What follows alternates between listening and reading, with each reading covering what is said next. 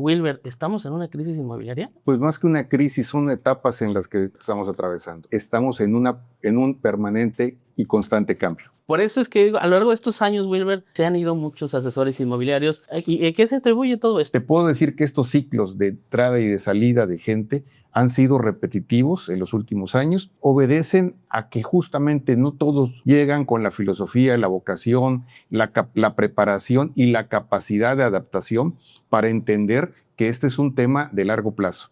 El desarrollador tiene un alto grado de responsabilidad, como también quien comercializa el producto. No podemos cargarle la mano solamente a uno o al otro. ¿Ustedes están a favor, Enrique, de que aquí el Master Broker pueda pagar hasta un 12, 15% de comisión? El principal problema es que impactan al comprador. Y es un tema que el agente inmobiliario que está llevando la gestión de Master Broker por alguna razón no quiere ver. Es responsabilidad tanto del agente inmobiliario como del mismo desarrollador el poder compartir de manera mensual o de manera periódica una memoria fotográfica o videos del avance de la construcción o del proyecto en específico. Pues bienvenidos otra vez a este nuevo episodio de podcast donde necesito una calculadora porque no me dan las manos para tantos años de experiencia que estamos aquí reunidos. Creo yo que con esta podcast, señores, me atrevo a decirte que más de 50 años de experiencia, así que no te puedo decir, va a estar buenísimo este podcast, de verdad, promete mucho y yo quiero aprovechar minuto a minuto porque estoy el día de hoy con dos gigantes de la industria inmobiliaria. Ellos son Wilber Gutiérrez y Enrique Domínguez. ¿Cómo están? ¿Qué tal, Asael? Qué gusto verte. Enrique. Asael, mucho gusto. Gracias por la oportunidad de participar en tu podcast. No, al contrario, yo estoy encantado porque estos momentos no se dan. Y fíjense que creo que si lo planeamos no se da. Entonces, quiero aprovechar minuto a minuto con todos ustedes. Y dicen, realmente voy al tema, que vendedores de agentes inmobiliarios hay muchos, hasta que ven una caída en el mercado inmobiliario, ahí es donde realmente se ven. Yo quiero preguntar así de lleno, meternos en el tema, Wilber, ¿estamos en una crisis inmobiliaria? Híjole, yo te lo voy a contestar de esta forma. Permanentemente estamos en ciclos inmobiliarios. Entonces, al final del día, pues más que una crisis, son etapas en las que, diferentes etapas por las que estamos atravesando. Cada mercado es diferente. Vivimos en un estado que es multidestino y por lo tanto también es multimercado. Es decir, no podemos generalizar el mercado inmobiliario de Quintana Roo porque Cancún es uno, Tulum es otro, Playa del Carmen es otro. Entonces, las condiciones en cada uno son diferentes. Tenemos regiones donde hoy tenemos mayores retos y mayores dificultades y otros donde hemos tenido crecimientos, pues en estos momentos o en estas etapas, movimientos más estables. Al final estamos en un permanente y constante cambio. Enrique, hemos pasado flu, hemos pasado influenza, hemos pasado crisis inmobiliaria. Recuérdate del 2007, todo lo que nos pasó con los gringos. Hemos pasado el COVID, hemos pasado de todo. ¿Qué crees que estemos pasando ahora? ¿Algo que vamos a brincar sin duda? No, sin lugar a duda, Asael, será un tema que brincaremos. Estamos en un momento de cambio, de ajustes políticos, de ajustes económicos. Sin embargo, mi experiencia ya de 30 años en la industria, cada crisis es una oportunidad.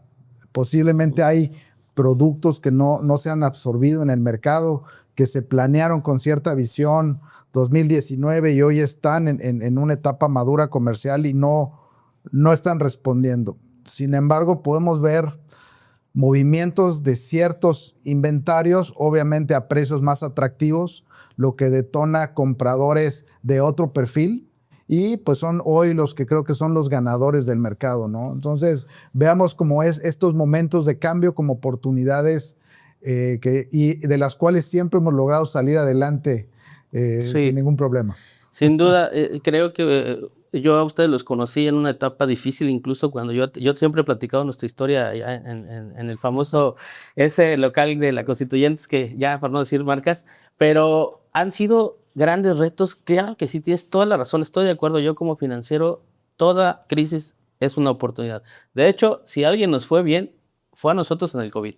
hay que decirlo, nosotros triplicamos ventas, colocación de crédito, bajaron las tasas, los desarrolladores bajaron los precios y todo fue un manjar. En este momento yo quisiera preguntarles, Enrique, en ese seguimiento, pues hace 20 años no teníamos Instagram, no teníamos el Facebook, empezaba a lo mejor, pero no había esa exposición de redes sociales. ¿Qué ha cambiado entonces para acá? O sea, ¿cómo ves tú este cambio digital en la nueva manera de comercializar la industria? Bueno, o sea, yo me iría todavía un paso más atrás, ¿no? Hace 27 años, cuando empezábamos en Cancún, nos tocaba hacer guardias en sombrillas. Correcto, las papelitos. Y con banderolas. y era una forma de que se comercializaba y se vendía. Hoy la transformación digital es algo que nos acelera, sin lugar a duda, el proceso, facilita inclusive la entrada de nuevos jugadores a la escena del real estate. Sin embargo, yo creo que vale la pena mencionar que la parte del network y las relaciones que viene construyendo cada uno de nosotros a lo largo del tiempo es lo que nos apuntala y nos da esa fortaleza para poder generar más ventas e incorporar la tecnología con estos nuevos procesos. O sea, tú sí estás a favor de la tecnología. Totalmente, la tecnología viene a acelerar de una manera impresionante el real estate. Vamos a ver nuevos modelos en los próximos años de tanto de comunicación como de modelo financiero, de tokenización, que nos va a explotar la cabeza del exponencialidad que vamos a tener con la tecnología aplicada al real estate. Sí, que ya no son los stocks de redes sociales, sino ya vienen. Yo me acuerdo que tú tenías un modelo que me presentaste alguna vez que te metías y empezabas a ver y decía, wow, ¿no? Y ahorita ya te pones los lentes estos y ya quedó obsoleto, pero en ese momento que tú lo presentaste dije, esto va a ser el futuro para la venta, ¿no? En este tiempo. Así es, hemos tratado siempre de ser punta de lanza, igual cuando empezaban los códigos QR hace 10 años, sí, que desafortunadamente en aquella época la gente no estaba familiarizada. Nosotros los empezamos a implementar en toda nuestra comunicación. Tomó 10 años para que realmente nos sensibilizáramos de lo sencillo que era usar QRs para comunicar y recibir información. Y bueno, estamos hoy en este proceso de la implementación de un laboratorio en innovación para el real estate para descubrir estas herramientas y poderlas bajar en la industria, pues con toda la comunidad. Justo, y Wilber, a lo largo de estos años que han pasado, que en realidad no son muchos, porque si tú te pones a pensar una ciudad como Texcoco, que tiene más de 400 años, ha crecido lo mismo que nosotros en 20, ¿no? Y es para risas, pero allá no tienen Walmart. Es de verdad, allá saludos a mi suegra. Entonces, por eso es que a lo largo de estos años, Wilber, igual ha pasado mucho y se han ido muchos asesores inmobiliarios, se han estado cayendo en el... lejos del podcast tiene mucha credibilidad porque decimos la neta, como dicen los chavos. Entonces, justo yo llamaba por teléfono, oye, ¿cómo vas con tu inmobiliaria? ¿Necesitas apoyo para los créditos? Tenemos estos. Espérame, Acel, yo ya estoy en un hotel trabajando en alimentos y bebidas, ¿no?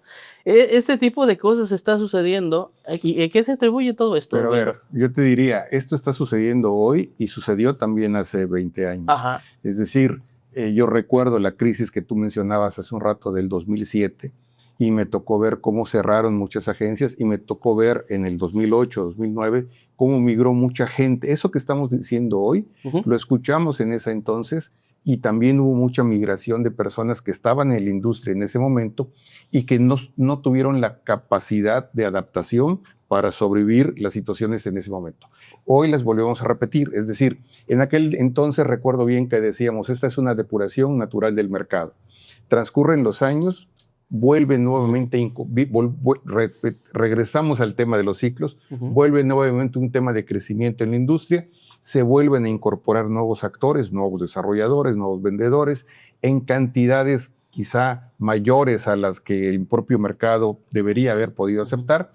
¿Y qué ocurre? En la siguiente crisis o en el siguiente ajuste de mercado, salen nuevamente. Entonces, te puedo decir que estos ciclos de entrada y de salida de gente han sido repetitivos en los últimos años y que obedecen a que justamente no todos o no necesariamente todos los nuevos que se incorporan llegan con la filosofía, la vocación, la preparación y la capacidad de adaptación para entender que este es un tema de largo plazo.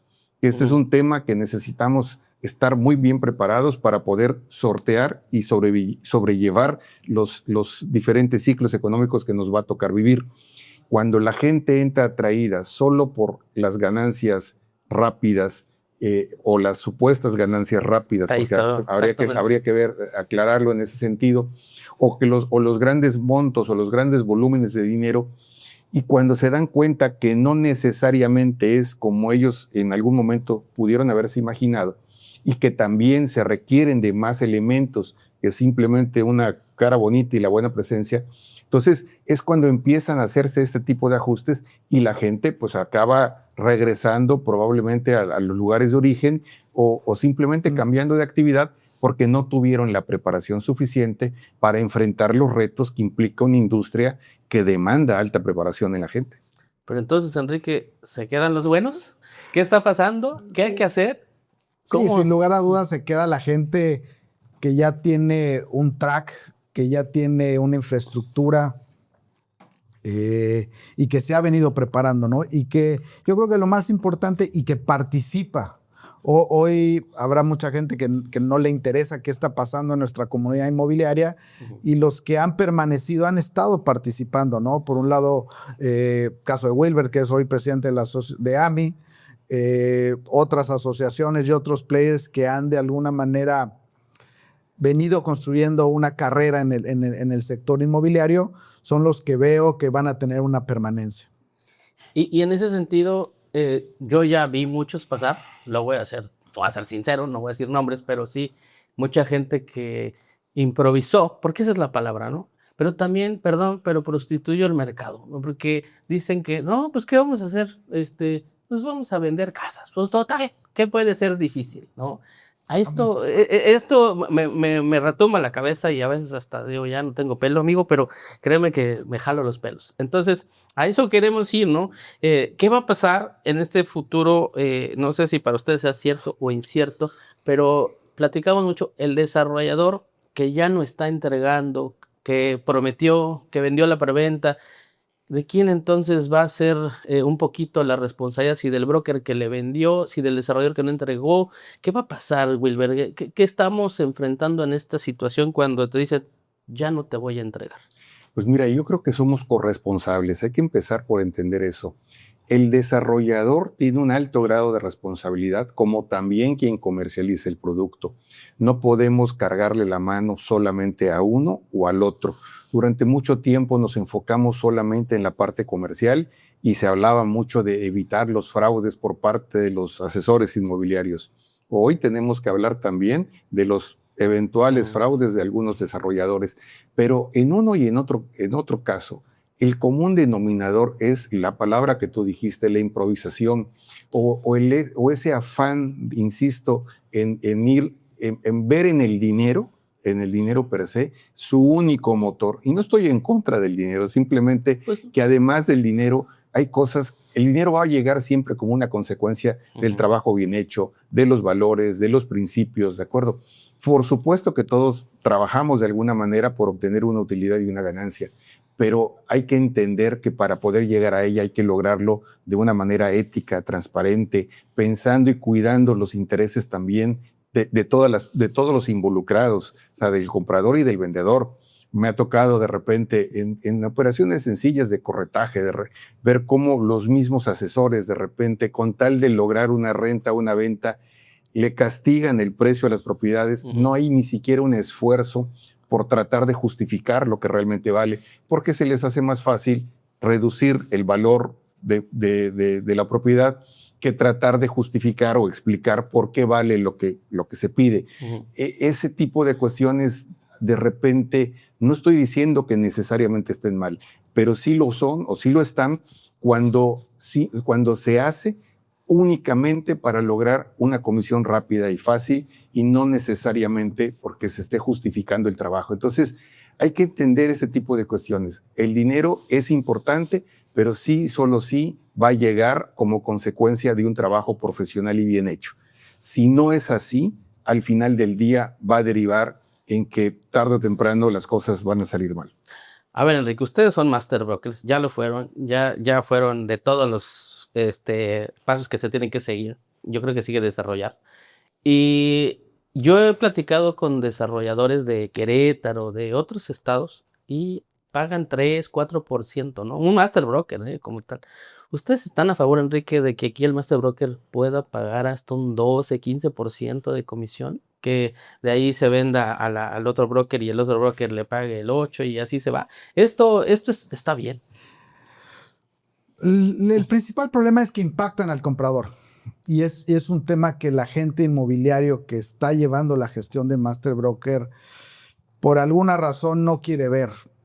Al final nosotros nos hemos topado con clientes que compraron en proyectos que tenían comisiones altas y hoy los clientes a veces les cuesta trabajo colocar con una plusvalía esos inmuebles.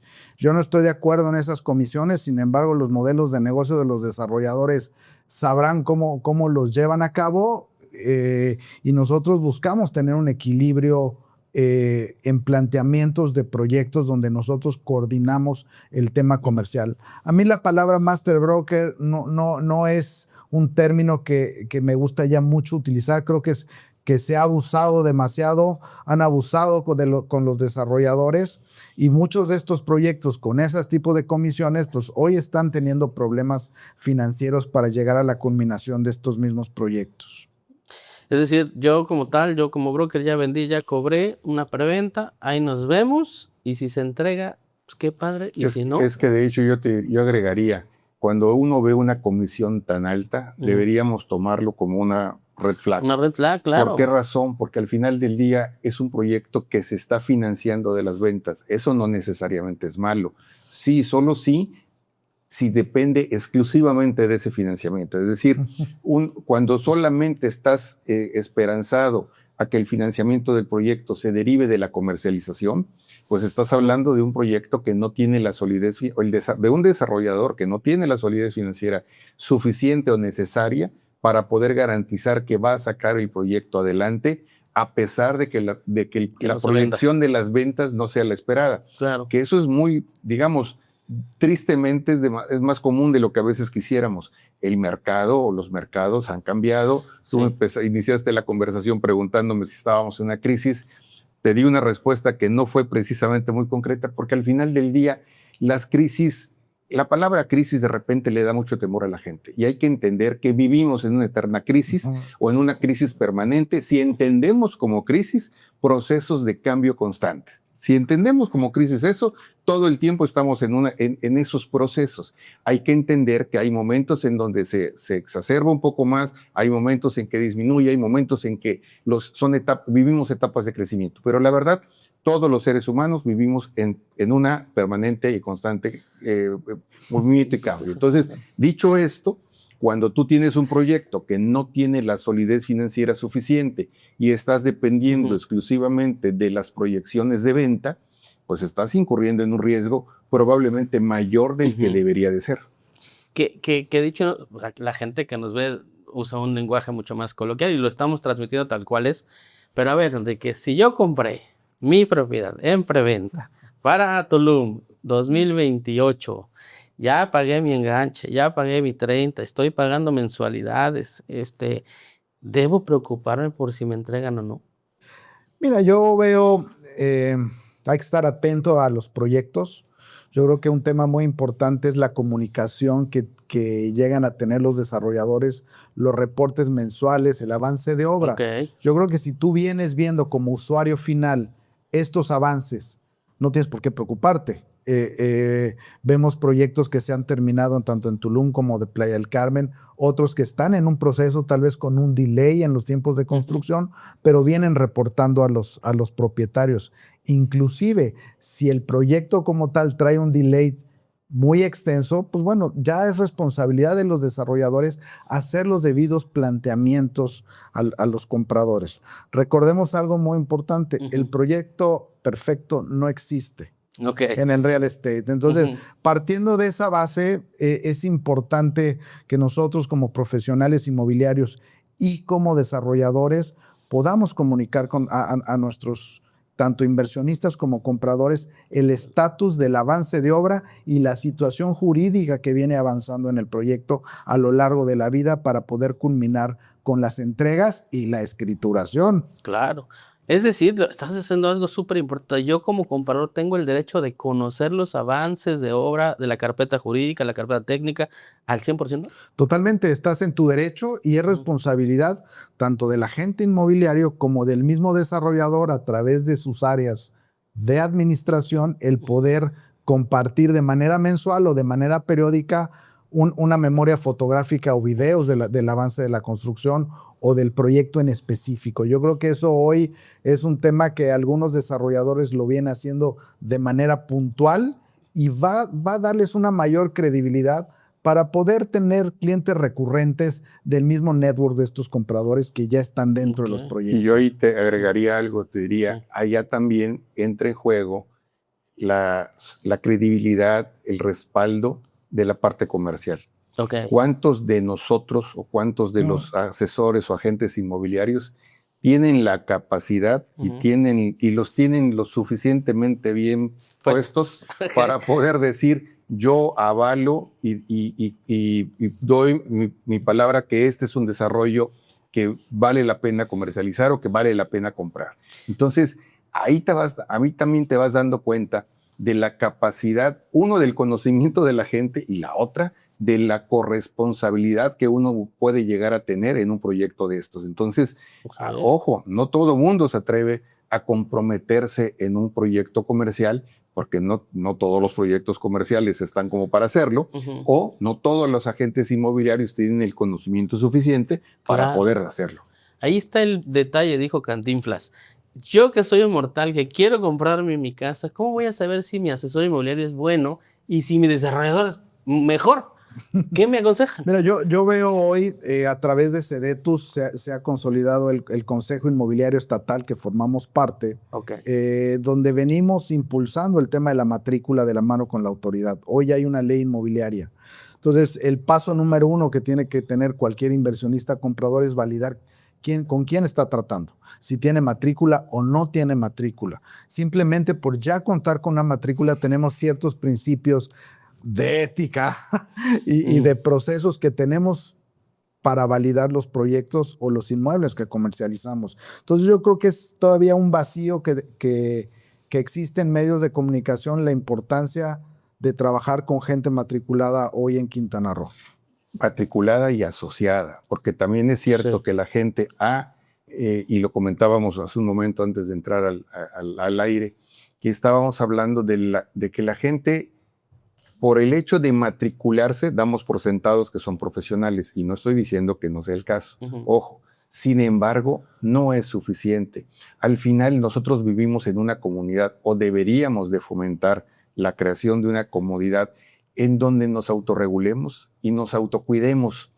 Los que podemos saber quiénes son buenos, quiénes son malos, quiénes verdaderamente están en el mercado, somos los que estamos hoy operando en el día a día, ¿de acuerdo? Y las asociaciones vienen a jugar un papel muy importante. Tristemente, y conste que yo presido una, cada día cuesta mucho más trabajo lograr la afiliación de los socios o la permanencia de los socios. Se ha desdeñado mucho el papel de las asociaciones, se ha cuestionado mucho el papel de las asociaciones. Algunos antes decían, bueno, es que entro a la asociación porque esa me va a ayudar a matricularme. Pero como ahora yo puedo matricularme sin necesidad de formar parte de la asociación, vamos a hacerlo. Cuando en realidad no se dan cuenta que formar parte de una organización o de una cámara o de una asociación te da, además del networking, te da la posibilidad también de poder estar dentro de una comunidad, valga la redundancia de la palabra, en donde todos los que estén dentro de ella están obligados a cumplir con un código de ética, con un código de conducta, y eso te da también la solidez y la tranquilidad de que estás tratando entre los miembros con gente que no va a hacer malas prácticas. Que no es garantía, como bien lo dices. Y se rige, pero o sea, yo tengo derecho también, digo, ya hablamos, uno, de pedir el avance de obra. Dos, de saber si mi agente inmobiliario está en una asociación. Correcto. Y hablar a la asociación y decir, oye, Juan Pérez, ¿es buen o es mal? O que ¿Quién me da referencias? Sí. Hay dos temas importantes. Hoy la plataforma de Sedetus, tú puedes ingresar y validar agentes inmobiliarios con matrícula, agentes inmobiliarios reportados que Eso es no súper tienen importante. matrícula y la parte de desarrollos inmobiliarios que no cuentan con los permisos. Hoy directamente en la página de Sedetus los usuarios pueden entrar y decir este desarrollo con un PIN de geolocalización tiene identificado cuáles son los proyectos que no cuentan con la normativa. Entonces, hoy lo que tenemos que trabajar es concientizar, por un lado, a los usuarios que puedan entrar a estas plataformas e identifiquen, y para el caso que no estén matriculados y no estén en estas plataformas, reportar tanto desarrollos inmobiliarios que no lo cuenten como agentes inmobiliarios que no lo cuenten. ¿Por qué? Porque nos estamos topando hoy en día con desarrolladores oportunistas que llegan a la zona, que quieren comercializar tierra que no cuenta con una normativa fuera de los polígonos de usos de suelo y están comercializando hoy, están cuadriculando gran parte del estado. Entonces, hay que concientizarnos para evitar lo que ha pasado en otros estados.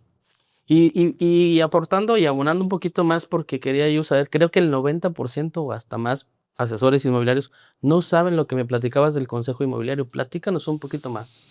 Bueno, a través de la Sedetus, a través del gobierno del estado, se estableció un Consejo Inmobiliario Estatal donde formamos parte asociaciones inmobiliarias, instituciones que se dedican al tema de capacitación, actores vinculados hoy también con el tema de administración de condominios, donde venimos apoyando a Sedetus en la construcción y en la actualización de las próximas leyes que estarán saliendo para que se actualice esta ley. El consejo como tal, perdón, no es nuevo. Ajá. El consejo como tal ya tiene algunos años, pero originalmente solo estaba conformado por 3 asociaciones.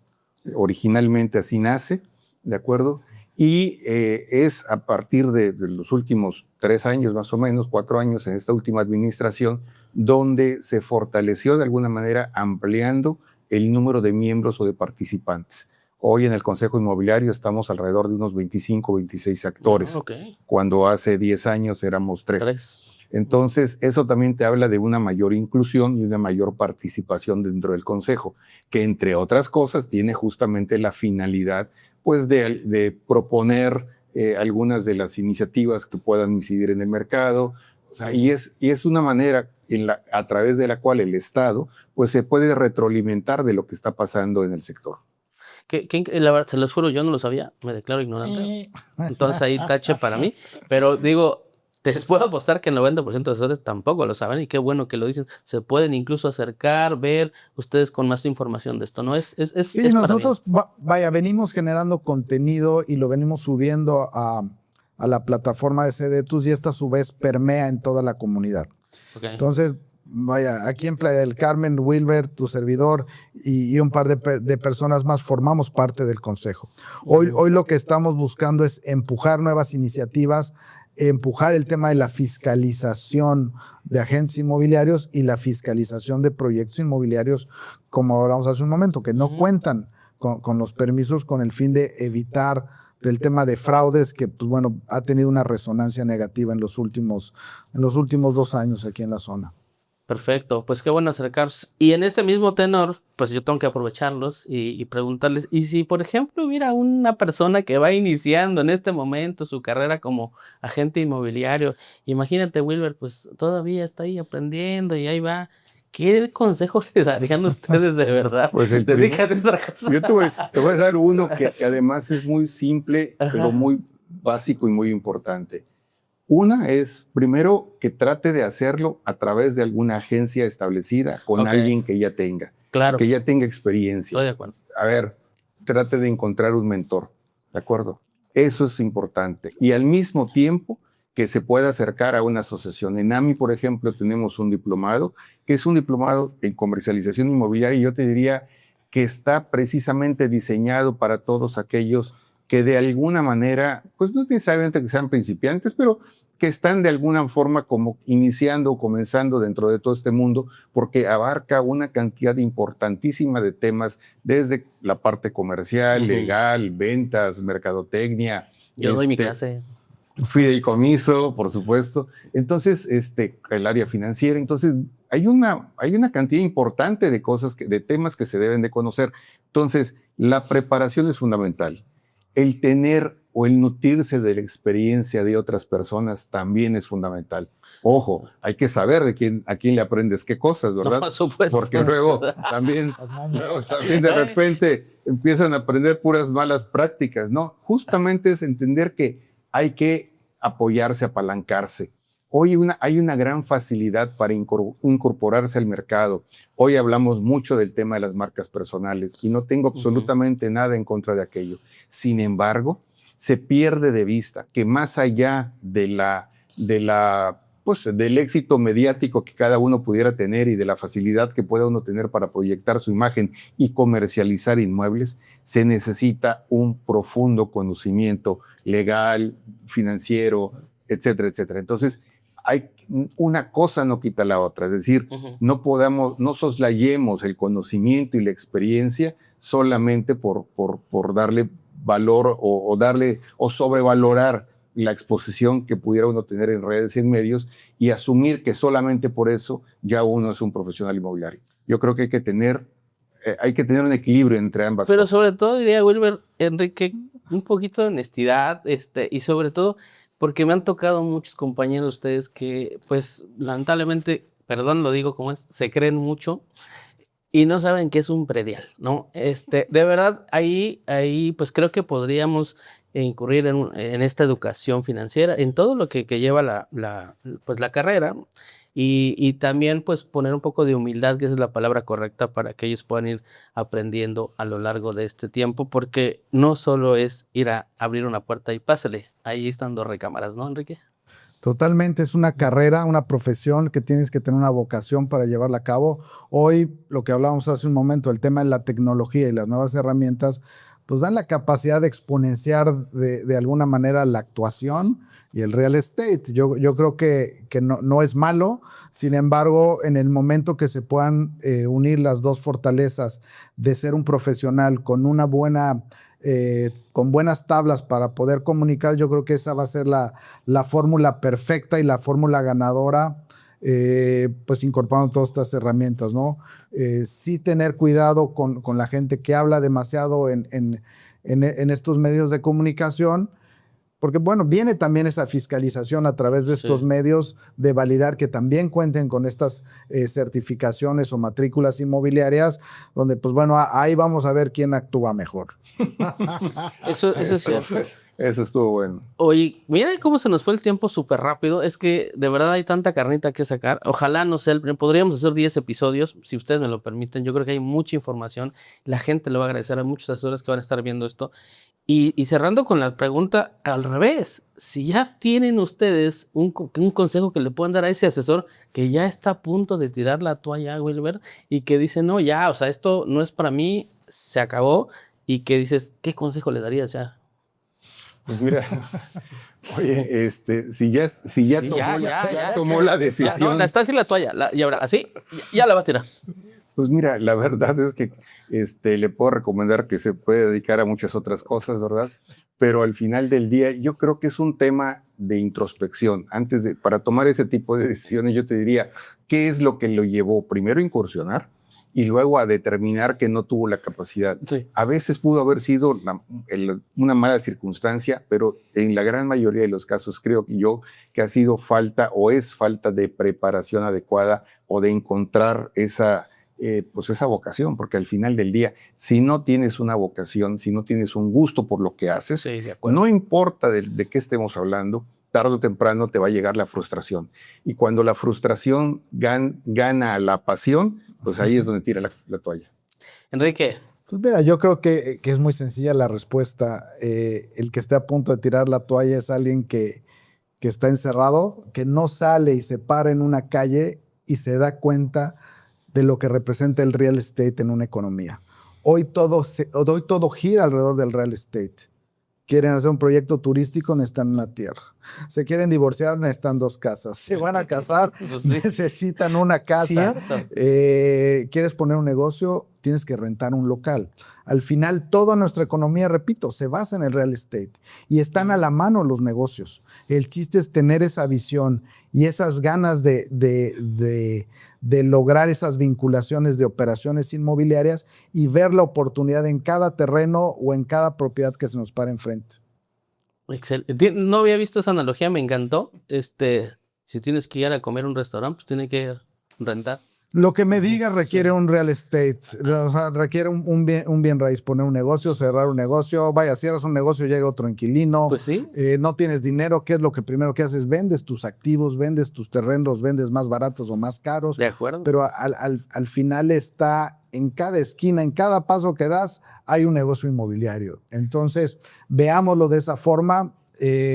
Hay inmuebles que tal vez nos toma más tiempo, sin embargo, todo se termina vendiendo. Yo no conozco algo que no se haya vendido en mis 30 años de actividad en el real estate. Entonces es simplemente la actitud que tengamos hacia el negocio.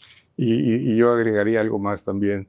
Una frase que le aprendí a un buen amigo regio, que decía que el negocio inmobiliario, el negocio de la tierra, era un negocio prueba tontos. Él lo decía con otra palabra, ¿verdad?